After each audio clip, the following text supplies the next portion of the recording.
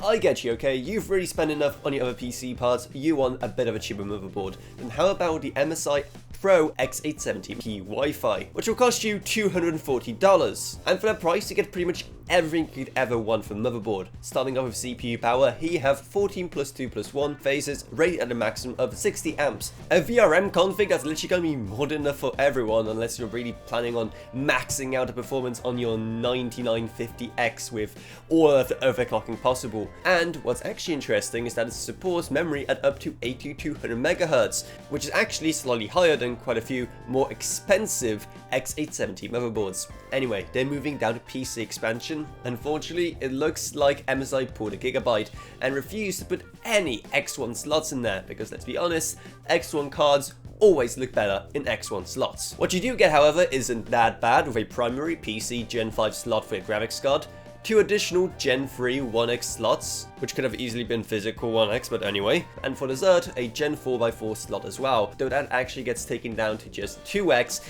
if you install an M.2 in the 3rd slot. And speaking of, that's probably the weakest link of this motherboard, given how we get just 3 M.2 slots, one of them being Gen 5, the other being Gen 4, and the last one being Gen 4, but with just 2 lanes. That means that if you do put a Gen 4 drive in that slot, congrats, you officially wasted your money. Instead, do try and put a PC 3.0 drive there if you can, because otherwise you will be missing out on really great speeds. Though let's be honest, not too many people really need those kind of speeds anyway, but still, whatever, you get my point. If that isn't enough storage for you, you also do get 4 SATA connectors as well to top it up with, and while I wish it was 6, I really can't complain that much. And the rest of the internal connections are also fine, seeing how you do get a total of 8 fan connectors, 3 addressable RGB connectors, and 1 regular RGB connector. You get to further save money by not having to buy any additional splitters, adapters, or hubs for your fan or RGB components.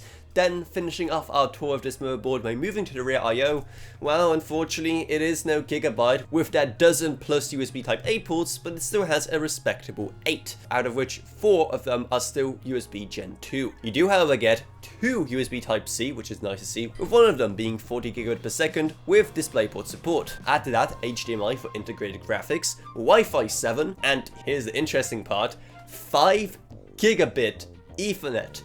How on earth did they manage to squeeze 5 gig networking into such a budget motherboard? I have no idea. Why did they think that anyone at this budget would even benefit from 5 gigabit Ethernet? I also have no idea, but it's better to have it than to not have it, I guess. However, unfortunately, it looks like the lack of PCIe 1X slots isn't the only thing that MSI have taken from Gigabyte. The lack of audio options seems to also be contagious, given how we have just 3 audio jacks here and no optical SPDIF, which I know not a lot of people use optical on their PCs, but still, it's about a principle, okay? And to make matters even worse, it is all running off of the aging ALC 897 audio codec. So I guess you can spend that money you saved by going for a cheaper motherboard on a nice sound card or external interface. And aesthetics wise, it also looks pretty decent if minimalistic. However, that silvery theme will of course not really match well with too many other PC components unless they're also silver, so that's something to look out for. Though again, I don't think that's a big priority for people who just want a budget motherboard. But in that case, there are cheaper options out there. I mean, take a look at something like, for example, the Gigabyte Gaming X, or the several different options from ASRock. Or hey, what enough are you doing going X870 anyway? Go for something a bit cheaper, like a last gen X670 board, or maybe go with B850 instead. There's a lot of other options out there to save a quick buck. However, what this motherboard does pretty much fine, and it's actually surprising how much it actually is able to squeeze out for that price. Now, there are still compromises like with the storage, but if you want to get it yourself, then our Amazon links and our Newegg links will be up in the iCards and down in the video description below, where you'll also find a Patreon, because even a single $1 month truly goes a long way, plus huge thanks to Gavin Burns, Justin Rage, Ella Ronyak, Polish Velka, Patrick Harrison, not a student in Mexum, Nasheen Allcroft, Level Up, and Robert Sanders. But anyway, that's what it is, so I hope you enjoyed this video. If you did, then remember to subscribe, like, whatever, and I see you all in whatever I make next. Goodbye everyone, goodbye.